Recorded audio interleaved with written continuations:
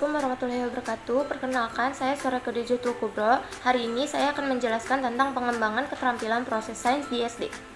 IPA bukan hanya sekumpulan ilmu dan pengetahuan. IPA pada hakikatnya mengandung cara-cara untuk mengembangkan ilmu dan pengetahuan.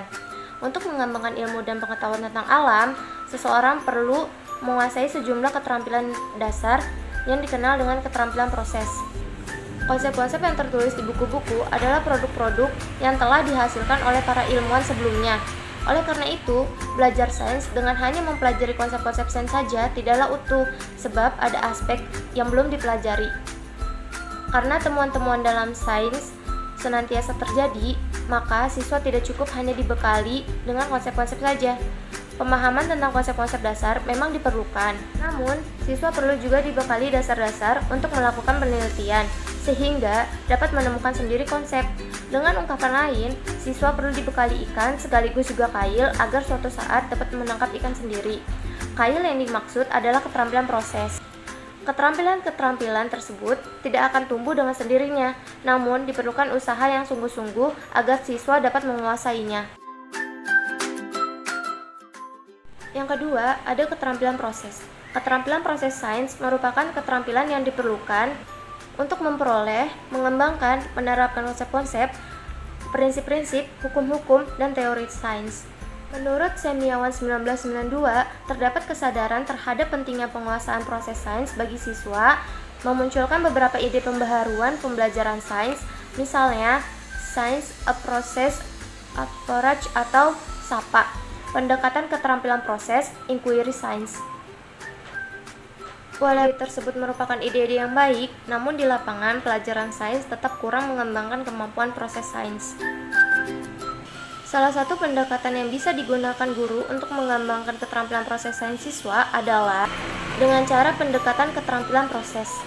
Pendekatan keterampilan proses merupakan adaptasi dari SAPA yang digunakan di Amerika, walaupun dalam tujuan dan pelaksanaannya terdapat perbedaan. Ada beberapa faktor yang mendasari bahwa pendekatan keterampilan proses sains perlu diterapkan dalam proses belajar mengajar, yaitu yang pertama, perkembangan ilmu pengetahuan dan teknologi berlangsung semakin cepat. Yang kedua, adanya kecenderungan bahwa siswa lebih memahami konsep-konsep yang rumit dan abstrak jika disertai dengan contoh-contoh yang konkret. Yang ketiga, penemuan dan perkembangan ilmu pengetahuan dan teknologi tidak bersifat mutlak 100%, tapi bersifat relatif. Yang keempat, dalam proses belajar mengajar, pengembangan konsep tidak terlepas dari pengembangan sikap dan nilai dalam diri anak didik.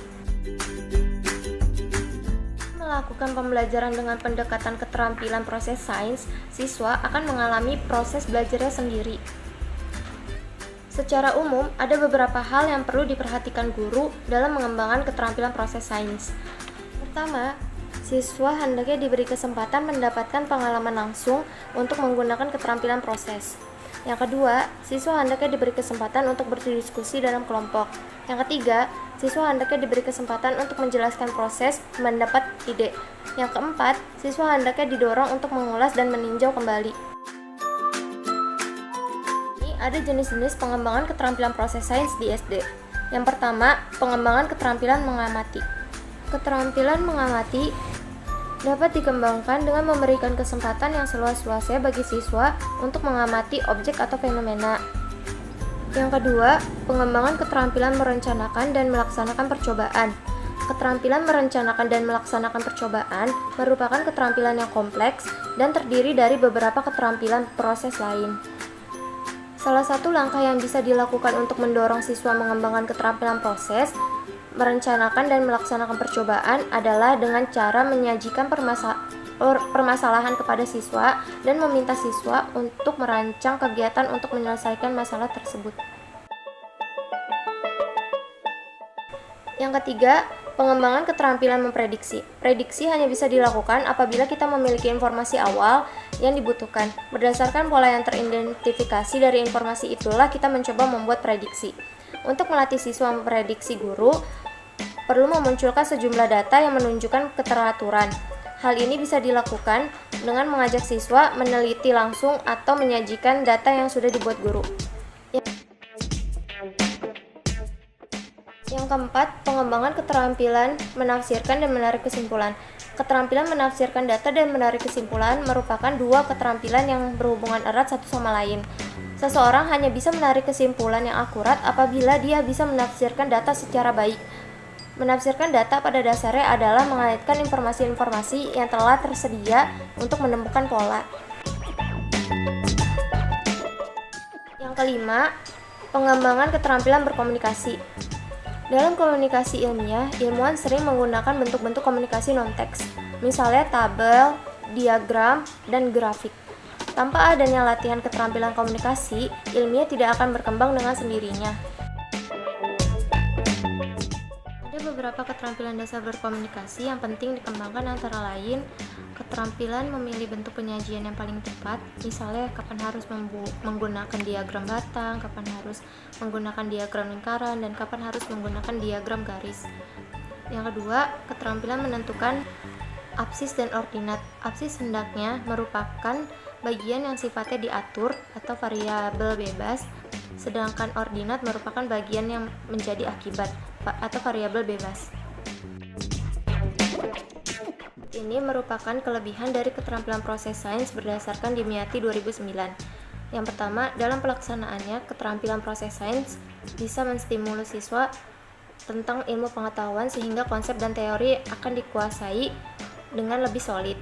Yang kedua, membiasakan siswa untuk belajar dan bekerja menggunakan ilmu pengetahuan sehingga siswa bisa mempraktekkan dan berteori tentang ilmu pengetahuan yang didapat. Selain itu, siswa juga bisa lebih proaktif. Yang ketiga, keterampilan proses sains bisa menjadikan proses belajar menjadi menyenangkan dan siswa bisa mengetahui proses dan hasil dari ilmu pengetahuan. Pengembangan keterampilan proses sains. Pengukuran nilai ini dilaksanakan untuk bisa mengevaluasi perkembangan siswa dalam pengembangan keterampilan proses. Pengukuran ini juga bermanfaat untuk menelaah segala macam kesukaran belajar yang dialami siswa, sehingga evaluasi bisa berjalan secara berkelanjutan untuk menetapkan adanya perkembangan dalam belajar peserta didik. Pengetahuan dibangun pada 3 asas. Yang pertama, asas konten merupakan isi dari pengetahuan dan landasan konsep. Pada asas ini merupakan bagian terpenting karena biasanya asas ini dijadikan sebagai landasan untuk berpikir. Yang kedua, asas kerja sains merupakan keterampilan proses sains itu sendiri. Saat siswa mempelajari sains memakai KPS, di saat itu siswa juga sedang mempelajari proses sains. Asas sikap ilmiah adalah perilaku yang merupakan sifat dari sains. Asas ini terdiri dari curiosity, passion, imagination, bertanya dan menemukan solusi sehingga bisa menjawab dengan cara mengungkapkan fakta dari data yang telah dikumpulkan. Bisa disimpulkan bahwa pengukuran keterampilan proses sains pada siswa bisa dilaksanakan dengan 3 asas ilmu pengetahuan. Dengan mengetahui dan bisa melaksanakan asas ilmu pengetahuan, maka siswa bisa meningkatkan pengetahuannya. Sekian, wassalamualaikum warahmatullahi wabarakatuh.